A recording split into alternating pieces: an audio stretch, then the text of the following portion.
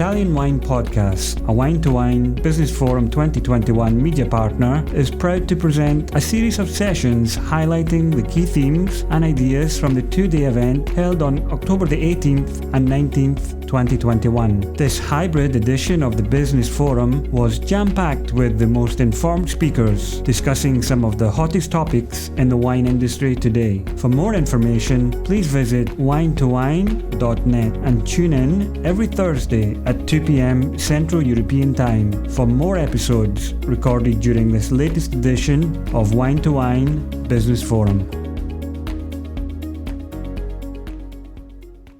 Okay, good evening everybody, welcome. Everybody knows JC. For the ones that doesn't know JC well, let me tell you, I'm very proud because JC just became Veronese. It's now proudly belongs to the Veronese populations since a year now. Yes, nearly a year. And JC has been a long-time friend when he was living in Hong Kong, and I was lucky enough to travel that part of the world and meet regularly. So JC, of course, it's a WSET level 4. It's a certified educator of WSET, Viens Italy ambassador, Viens Italy Academy ambassador, to mention just few. Managing editor of Spirito Divino Asia before.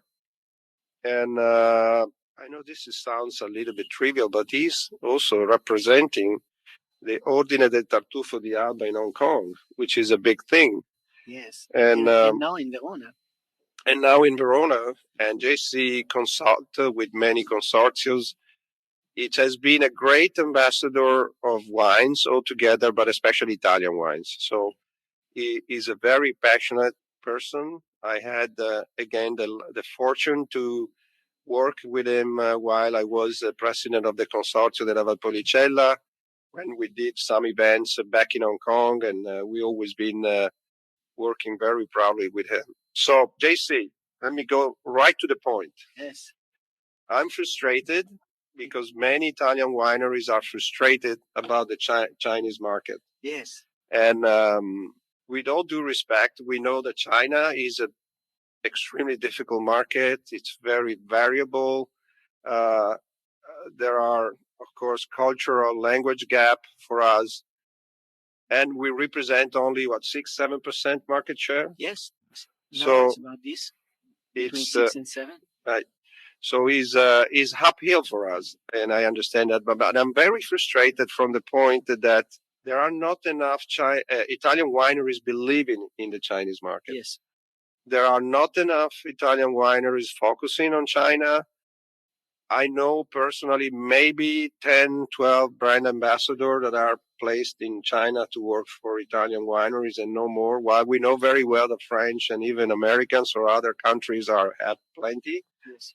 So what we have done wrong, because Italians has been trying to break the market for years, and we never passed the point of 6-7%, whatever it is. So what we have done wrong, JC, help us to get the frustration out of the way. Well, first of all, I want to say thank you for these kind words, but I also have to say kind words because I'm particularly happy when Stevie declared that Andrea was going to be the moderator of this session, because I have deep respect for Andrea for the work he's doing with Sartori in China. In fact, those 5 secrets I will talk about are things that I saw Sartori doing very well in China. And so therefore, it's quite appropriate that you're the moderator, but also because consider you a friend and a mentor here in Verona. So I'm quite proud to share the moment together. When we say that Italy has between 6 and 7% market share, we are talking about the market share of import wines. Now we have to understand that import wines is only 35% of the total consumption in China. So 6% of 35%, we're talking very little total market share. We're talking maybe 2% market share of the entire market. So it's very, very little. And so why some brands like the French country is more successful than Italians, I think it has something to do with what I called cultural empathy. cultural empathy.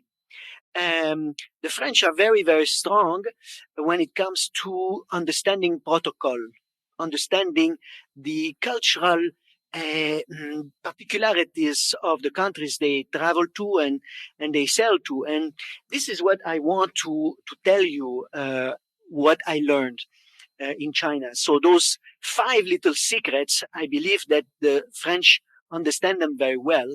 And perhaps in Italy, we need to learn a little bit better how to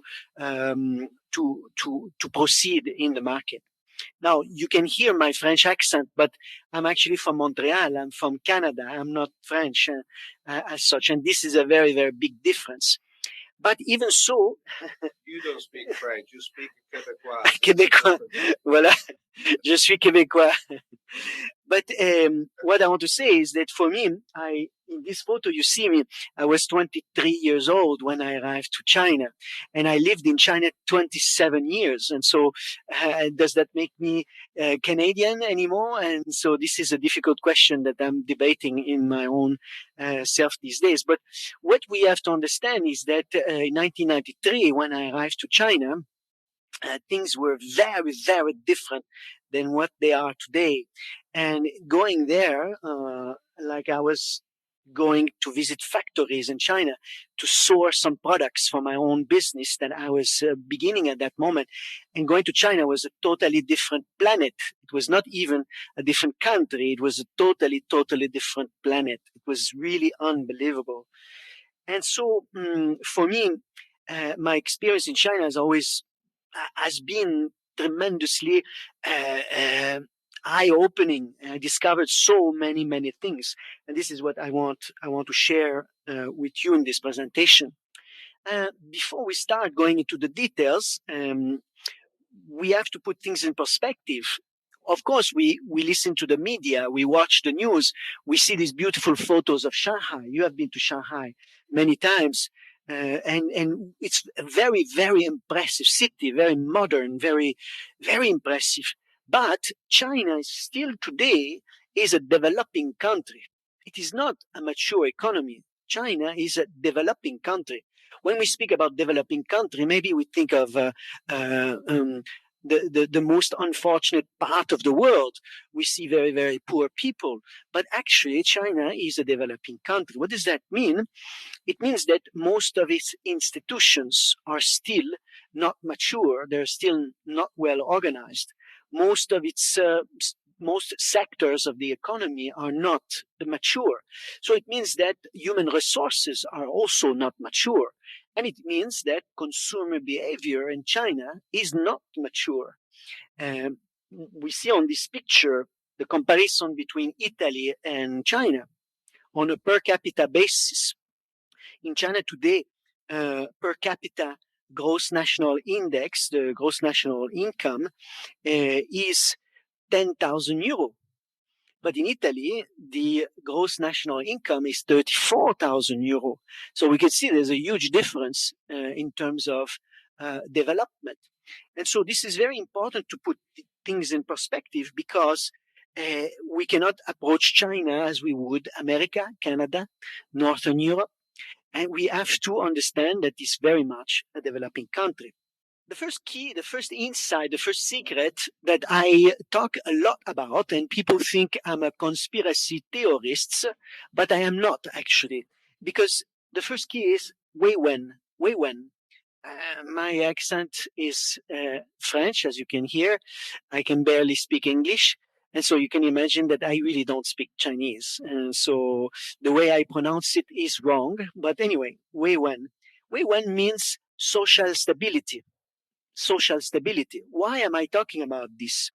Because this is the core policy of the Chinese government, is social stability, to ensure that everything is proceeding according to order.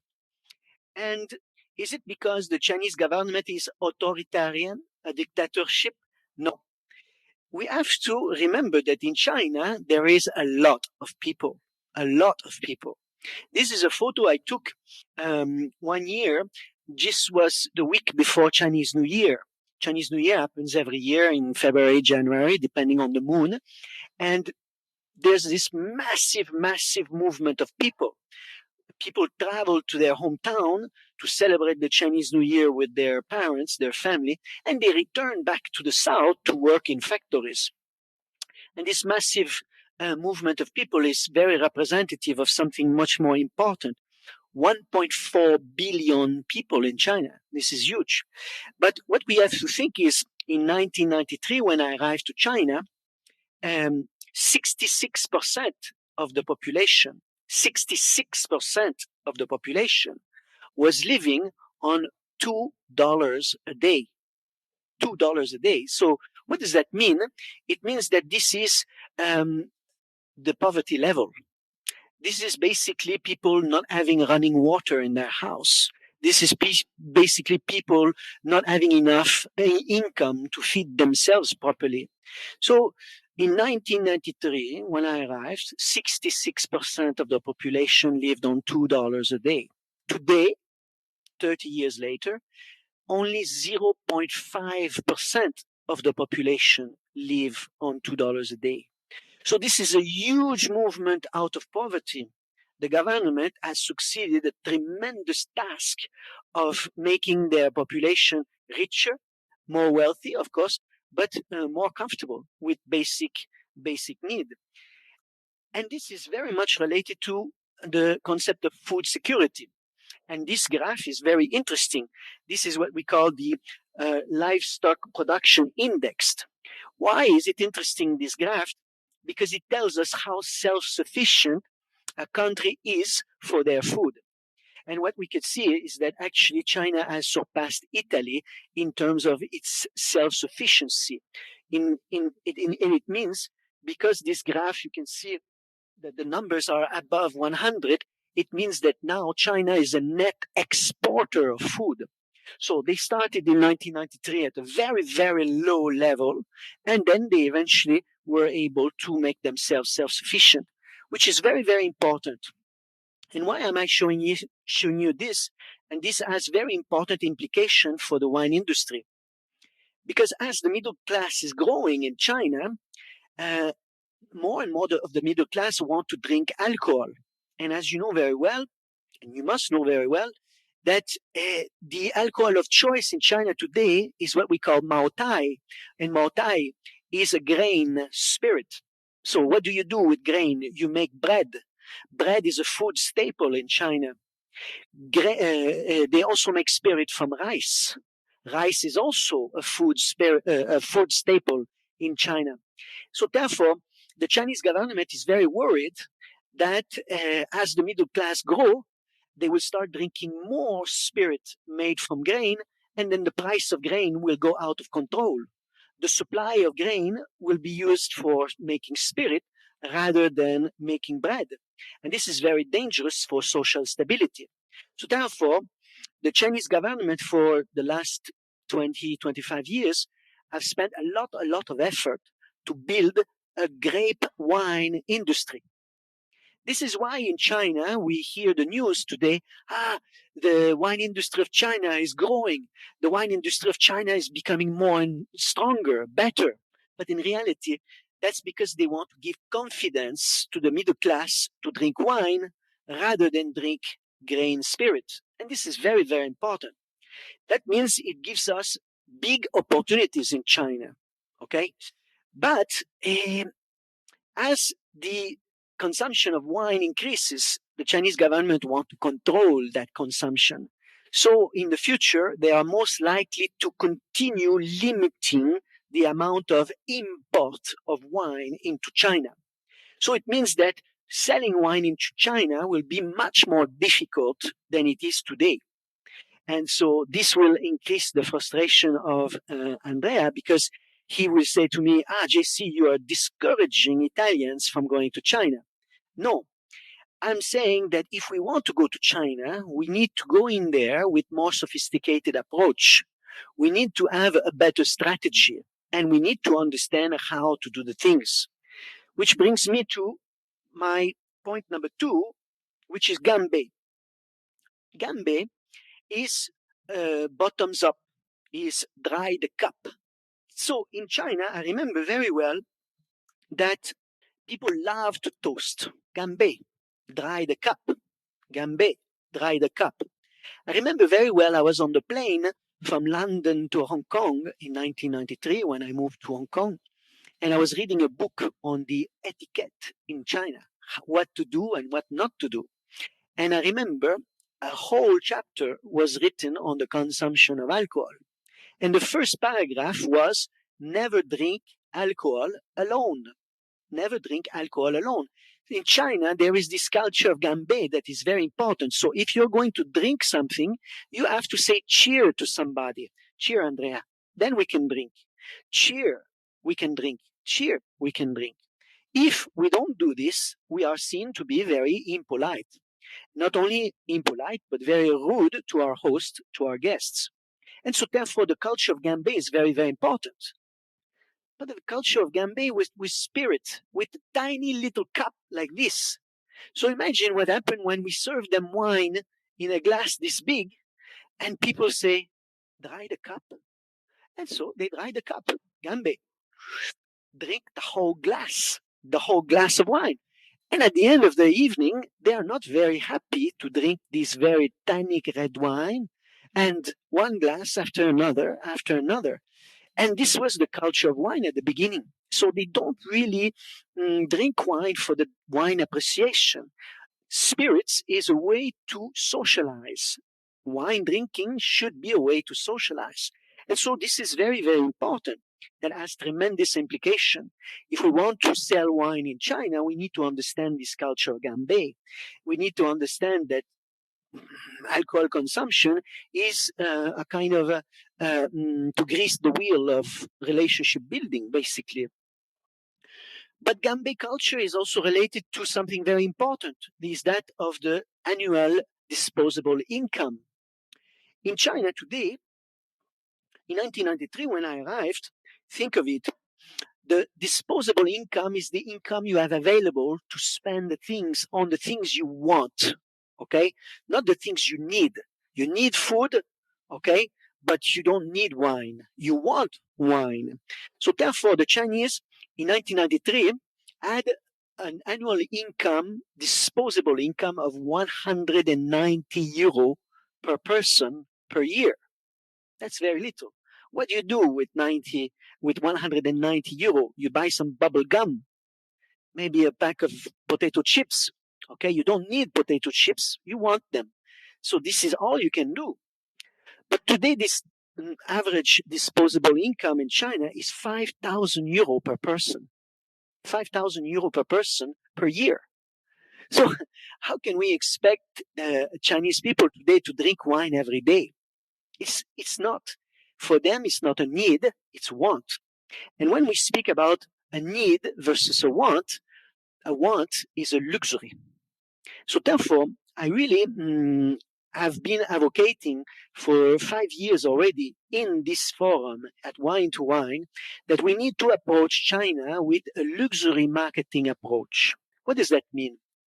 We need to sell wine as a desire, a dream.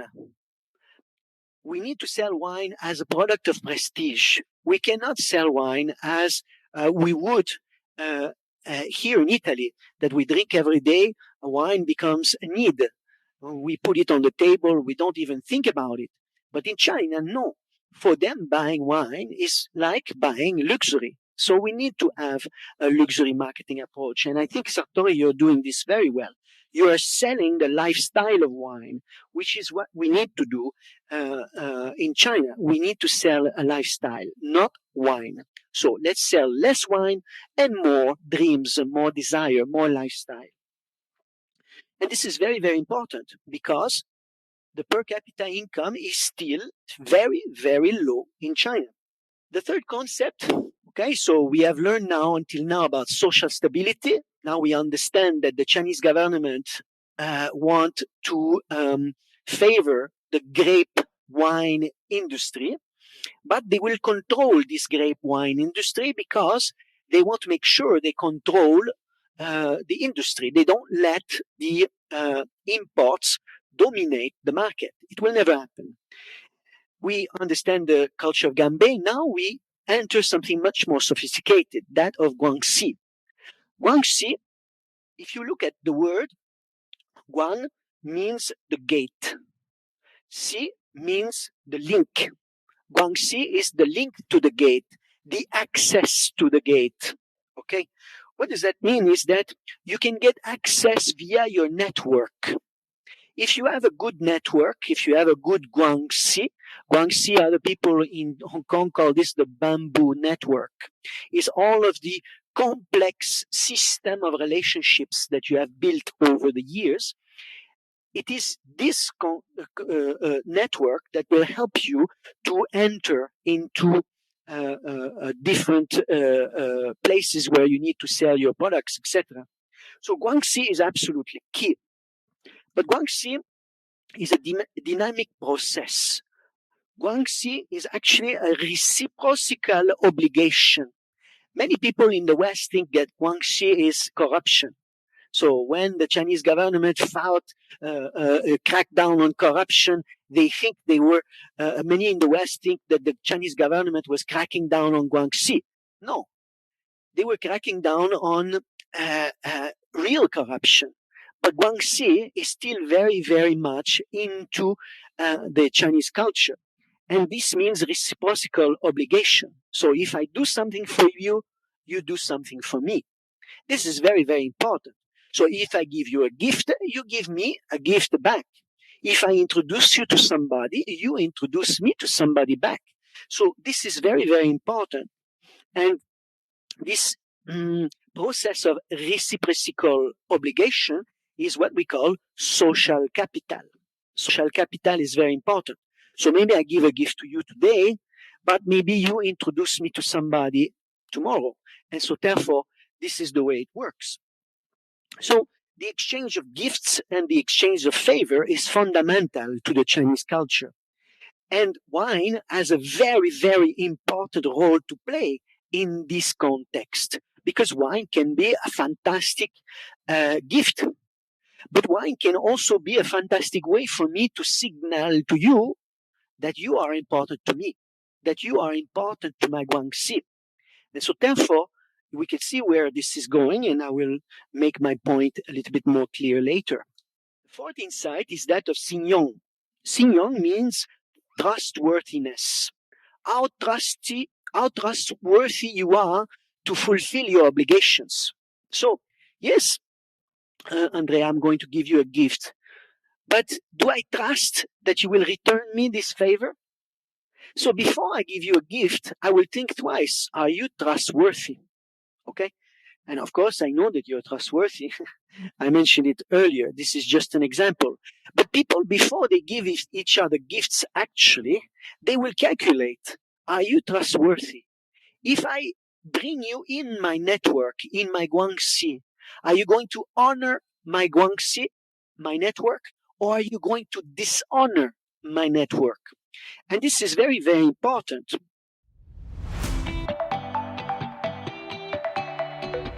Thank you for listening to Italian Wine Podcast. We know there are many of you listening out there, so we just want to interrupt for a small ask. Italian Wine Podcast is in the running for an award, the Best Podcast Listening Platform, through the Podcast Awards, the People's Choice. Listener nominations is from July 1st to the 31st, and we would really appreciate your vote. We are hoping our listeners will come through for us, so if you have a second and could do this small thing for us, just head to ItalianWinePodcast.com from July 1st to the 31st and click the link. We thank you, and back to the show. And the key point about this is relationships. So guangxi, as we saw, is a network. But the fundamental issue of guangxi is xinyong, the relationship building that we are creating with each other. And this is a dynamic process, of course. But how can this be applied in the wine industry? Today, unfortunately, many producers in Italy have a very bad xinyong with Chinese. They have a very low trust level with Chinese. Why? because many producers came into China, found an importer, and 1 year later left that importer and found another importer. And a year later, they did this again and again and again. So now, many importers in China don't trust Italian wine producers because in doing so, they have shown not only disrespect to the importer, but they have shown that they cannot be trusted. Because very often the importer is left with the inventory and doesn't know what to do with this. And so this is a terrible thing to do. If you want to build trust, you are everything you do in China is being watched and studied by other people as well. The other thing is we need to consider is how does my wine help my importer build trust with his clients, with his relationships. And this is very important. And it comes back to what I mentioned earlier about prestige, the luxury concept. So very often an importer will list your wine in their portfolio because your wine will give them xinyong to the rest of the portfolio. It will help them make the portfolio look good in the eyes of the other, of their clients, of their customers. And so if your wine does not have a good prestige back in Italy or back in Europe or in America, it will be difficult for the importer to feel that they should be trusting your wine to help them sell more of their other wine. And this is a very important relationship. So how will your brand help the importer gain trust with their own client? This is also the other aspect of the relationship we need to consider. Insight number 5. No, I apologize because I hear my voice going very fast. This is actually a 30-minute summary of a 2-hour masterclass that I conducted with Wine Meridian. So I'm trying to condense 2 hours of this webinar that I conducted before in 30 minutes. And so it's not easy. But I understand Wine Meridian has published this video on their somewhere on their social media or website. You can check it out if you're interested in the long version. The 5th insight is mianzi. Mianzi is very important because this is actually means status. Mianzi is status. So if guanxi is the network, a complex system of reciprocal obligation, if xinyong is trust, mianzi is status. And why is it important? Because status helps you to fulfill your obligation. No. Status helps you to build trust. Status helps you to demonstrate to the others that you are worthy of fulfilling your obligations. Okay? And that you actually help the person to create a better network. So status is very, very important in China. It's very important because the general pyramid of hierarchy in China is very, very flat. And as we see, they have many people. And so if the hierarchy is very flat, to go on top is very difficult because you need to beat many different people. And so status help you to demonstrate your position in that flat hierarchy. It helps you to make yourself more trustworthy so that you are a worthy person to include in the Guangxi network. And so status is not only important for building Guangxi, but it's also very important to show the people how important they are to you. And so the best example of this is that when I invite a guest in China and I serve them wine, they must automatically see that what I'm serving them is important.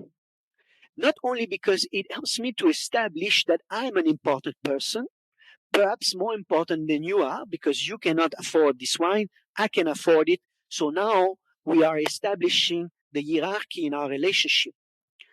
But at the same time, I'm showing you that you are important to me. And this is critical By showing to the people that you're important to me, it means that now you owe me a big favor, basically. If I invite you in my network, me being more important, me being higher in the hierarchy than you are, I invite you to my network.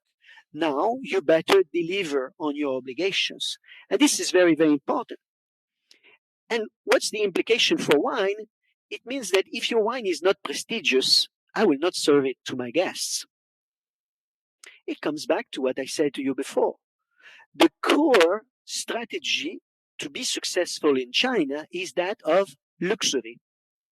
If you can make your wine prestigious, worthy of a luxury product, you have much more chance of success into the market in China, because not only people cannot afford the wine, but they will only buy on things that are prestigious. But if your wine is prestigious, it will help them build ganxi. It will help them build trustworthiness, and it will help them establish status. And this is very, very critical, because China is a very complex society, because it is a very immature society, immature in consumer behavior, but also immature in the way they do things. And because China is a developing country, relationships are very, very important. Relationships are perhaps more important than a legal piece of paper. A contract may help you in China, but a relationship with someone important or a good relationship with your partner will be much more important and critical than a piece of paper on a contract can be. And so I finish with two slides very quickly. The first one, I love this slide, and this is a slide I showed to Wine2Wine 5 years ago about China. It shows the market share of luxury consumption by the Chinese. This was created by Bain & Company. Bain & Company, as you know, is a consulting firm, a very important consulting firm. They advise alta gamma, not alta langa, but alta gamma. You see, I have wine in my mind, alta langa. But alta gamma, as you know, alta gamma is a group of very important luxury brands of Italy. And they predict that in 25, China will consume 45% of all luxury in the world. All luxury in the world. So then I know, looking at your eyes, you're saying, but JC, if they have such low per capita income, why will they consume so much luxury? How can they afford it? This is perhaps the most important insight into the Chinese culture today. A Chinese person is extremely pragmatic. Even with their disposable income, they will spend it on something pragmatic. They will not spend it on something frivolous. They will spend their disposable income on something that can bring them back something, like an investment. And so for them, luxury product is very, very important to give as a gift in order to build guanxi, reciprocal obligation. If I dress with a Giorgio Armani suit, I look very good to my network. I look trustworthy. If I wear a Giorgio Armani suit, I establish my status with everybody in this group. So luxury consumption in China is very, very important because it has a pragmatic purpose. And this is how we need to understand the Chinese, because in China, social capital is everything. So if you want to be successful, we need to sell a lifestyle like Sartori is doing in China. We do not sell wine, we sell lifestyle. We show the people that if they drink Sartori wine, if they drink your wine, their lifestyle will be improved. They will look sophisticated in the eyes of their friends. Their friends will start trusting them more as influencer, micro-influencer. Wow, this guy has a beautiful lifestyle. I should trust him to influence me. I should invite him to my network because I can trust that this guy is going to give me face, is going to make me look good in the eyes of my other friends. And this is very, very important. And I will finish with this to demonstrate to you my proof. There is a beautiful group called Areni. I don't know if you know this group. It's called Areni or Areni. I don't have my glasses now. I'm sorry, I cannot see. But it's an interesting group of people who have started a think tank on fine wine. So they publish many papers on the segment of fine wine in the industry, and they have asked Wine Intelligence, a research company in the UK, to help them make a research on the perception of fine wine. What do people think is fine wine? And they ask Chinese people, what is your perception of a Grand Cru wine? What does that mean? If I tell you fine wine, if I tell you Grand Cru wine, in your mind, what does that mean? And here we learn something very interesting. The top numbers, maybe you cannot read them yes, you can read them so clearly. 90% of the Chinese population think that a fine wine comes from a famous region. 86% think that a fine wine is a wine with high ratings, high scores. 89% it's coming from a well-known winemaker. So if you take these 3 points together, what does that mean? It means mianzi. It means status. So for Chinese people, status is very important. So for them, a Grand Cru wine, a fine wine is actually a wine with status. So if you want to be successful in China, you must ensure that your wine has status. And if your wine does not have status, at least sell only your best wine in China, not your cheapest wine. Many people in Italy think that, in China, we need to sell wine at €1 a bottle. No, you go there to sell only your best wine. Now, let's look at more information. 90% think it improves with age. 89% think it's typical of the region. 88% think it's consistent over the years. 87% think it's made from a winemaker who has been making wine for many years in that winery. All this together is xinyong. Trust. I need to trust this wine for me to think it's a fine wine. For me to buy this wine, I need to trust that it will improve with age, that it is typical of its region, that it is consistent in years. So you can see that even though this survey was made in a totally independent from this presentation, we can tell very clearly that in fact, Chinese people have a very high praise for status wine and trustworthy wine. And this is what China is about. We need to understand social stability. We need to understand that it's a ganbei culture. We need to understand that it's a guanxi is the key, because guanxi gives you access. We need to understand that to build guanxi, we need to have xinyong, trustworthiness, and to have better xinyong, we need to have mianzi status. When we have guanxi status, we can build trust. When we build trust, we build a guanxi network, and we become successful. That means, just like you do in China, you show patience, you show respect to the people you work with, so they trust you. You are selling the Italian lifestyle, so therefore they feel that drinking your wine will enrich their lives.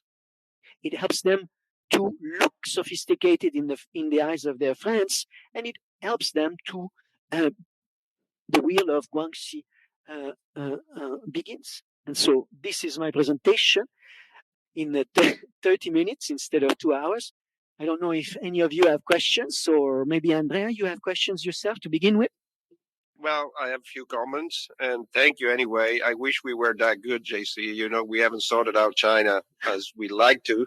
But this is the way I see it anyway. But I think one critical part is that if you agree with that, you need locals. I mean, it's good to have Italians doing the ambassador roles in China, but you still need on your side Chinese people to work along with you. I agree.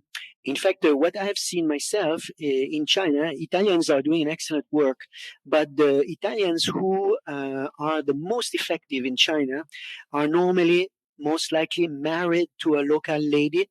They most likely have children in China, and they are committed to the Chinese culture as a place where they want to establish roots, not those type of people that I've seen who are opportunistic. They come there to make a quick buck and leave the country. No, I agree with you. So if you're going to go with an Italian person, at least somebody who can speak the language, somebody who is married to the culture. This is much more important. Otherwise, go with a local person. Local person now have greater and greater skills. And so this is very, very, very important. I agree. Question time. Anybody has? There you go. Yes, 5 minutes. Okay, good. 5 minutes. Wonderful, Fanny. So I have many questions. I will select that. So I understood how important this is to have a good guanxi. But when we start, who will agree to link with us because we will never bring them anything back? I did not hear so well. Maybe for this question, I think you can remove the mask. Yes, okay. Yes. So it is better to? Yes. So I understood how this is important to have a good guanxi. Mm. But when we start doing building business in China, we don't know. We don't have lots of networks. So who will agree to? This is a very good question. In fact, many people ask me, how can I sell in China? I say to them, first, you are most likely friendly with other producers. And most likely in China, you have friends who are already maybe selling in China or at least traveling often to China. So why don't you join them on a trip once? And then maybe these friends of yours in your country, in France or in Italy, they can then introduce you to somebody. And when you start to build relationship with people, you need to understand that you need to build guanxi. So that means mutual reciprocal obligation. So if they start to introduce you to somebody, you then maybe can extend a warm invitation to that person you meet in China. Please come and visit me. Ah, yes, okay. So if they come to visit you, then you give them the royal tour. You give them face. You give them a good time.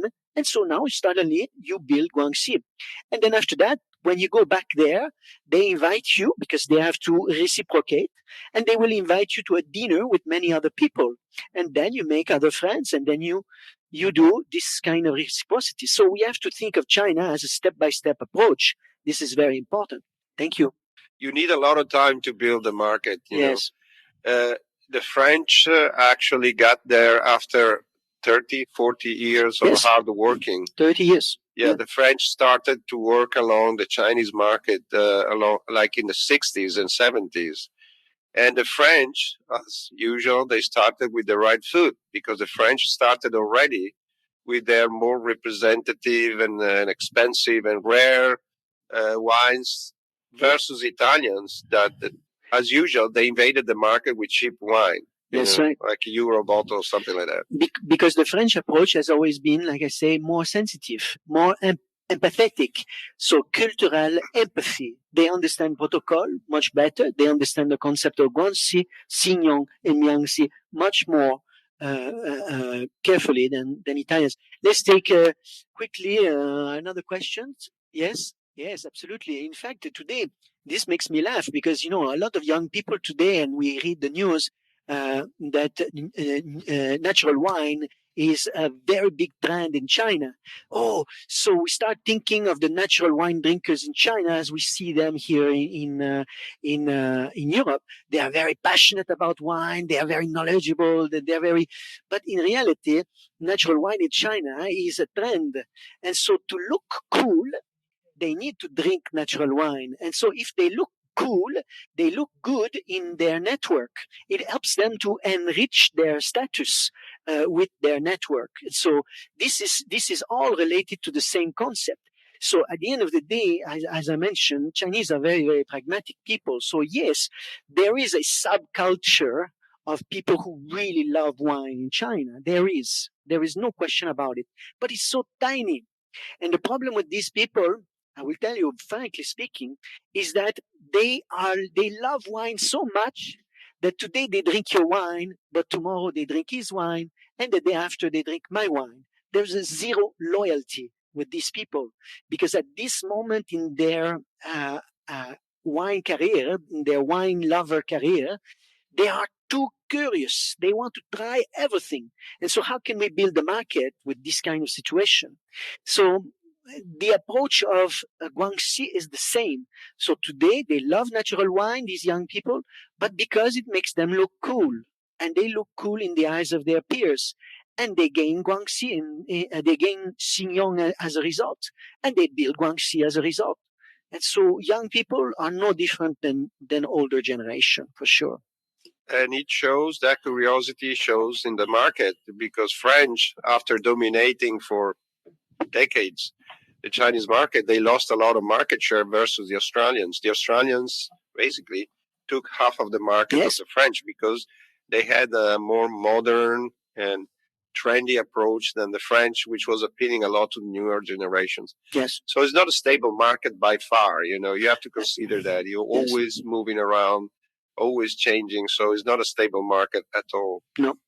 But prestige is the key. In China, they don't need to drink wine. They want to drink wine. And so if they want it, they are looking for the idea of wine. They're not looking for the taste of wine. Last question, no? Okay, grazie. Thank you so much. Thank you. I hope you found this insightful, and thank you so much for being here. Thank you, Andrea. Thank you so much. Listen to the Italian Wine Podcast wherever you get your podcasts. We're on SoundCloud, Apple Podcasts, Spotify, Himalaya FM, and more. Don't forget to subscribe and rate the show. If you enjoy listening, please consider donating through ItalianWinePodcast.com. Any amount helps cover equipment, production, and publication costs. Until next time, chin chin.